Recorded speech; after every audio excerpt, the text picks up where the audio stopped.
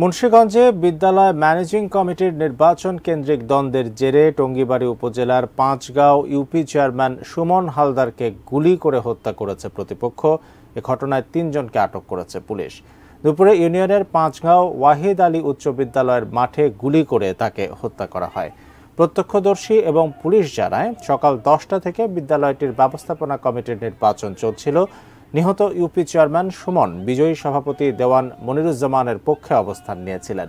এতে প্রতিদ্বন্দ্বী প্রার্থী মিলনের সমর্থক নূর মোহাম্মদ বিদ্যালয়ের মাঠে সুমনের সাথে হাতাহাতিতে জড়িয়ে পড়ে।